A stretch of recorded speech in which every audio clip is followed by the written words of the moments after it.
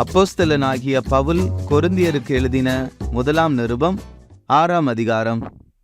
உங்களில் ஒருவனுக்கு வேறொருவனோடே வழக்குண்டானால் வழக்காடும்படி அவன் பரிசுத்தவான்களிடத்தில் போகாமல் அநீதக்காரரிடத்தில் போக துணிகிறதென்ன?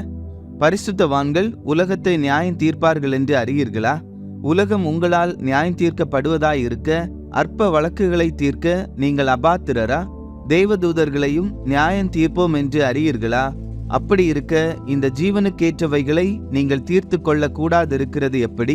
இந்த ஜீவனுக்கேற்ற வழக்குகள் உங்களுக்கு இருந்தால் தீர்ப்பு செய்கிறதற்கு சபையில் அற்பமாய் எண்ணப்பட்டவர்களை நியமித்துக் கொள்ளுங்கள்.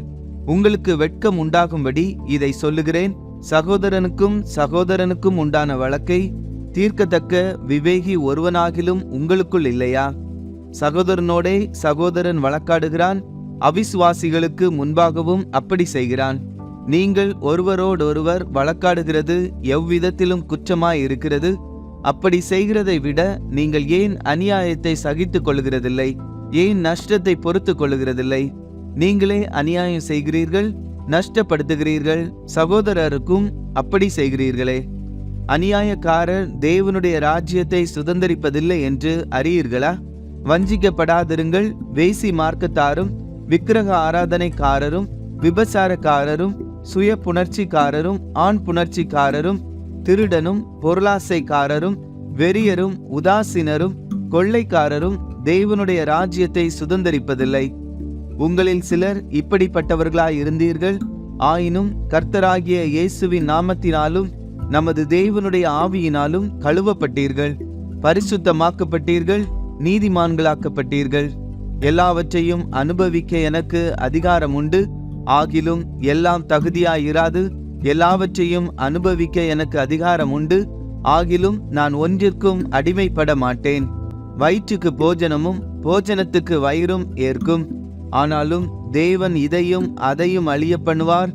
சரீரமோ வேசித்தனத்திற்கல்ல, கர்த்தருக்கே உரியது, கர்த்தரும் சரீரத்துக்குரியவர். தேவன் கர்த்தரை எழுப்பினாரே, நம்மையும் தமது வல்லமையினாலே எழுப்புவார். உங்கள் சரீரங்கள் கிறிஸ்துவின் அவயவங்கள் என்று அறியீர்களா? அப்படி இருக்க நான் கிறிஸ்துவின் அவயவங்களை வேசியின் அவயவங்களாக்கலாமா? அப்படி செய்யலாகாதே. வேசியோடே இசைந்திருக்கிறவன் அவளுடனே ஒரே சரீரமாய் இருக்கிறான் என்று அறியீர்களா? இருவரும் ஒரே மாம்சமாய் இருப்பார்கள் என்று சொல்லி இருக்கிறதே. அப்படியே கர்த்தரோடு இசைந்திருக்கிறவனும் அவருடனே ஒரே ஆவியாய் இருக்கிறான். வேசித்தனத்திற்கு விலகி ஓடுங்கள். மனுஷன் செய்கிற எந்த பாவமும் சரீரத்துக்கு புறம்பாய் இருக்கும். வேசித்தனம் செய்கிறவனோ தன் சுய சரீரத்திற்கு விரோதமாய் பாவம் செய்கிறான்.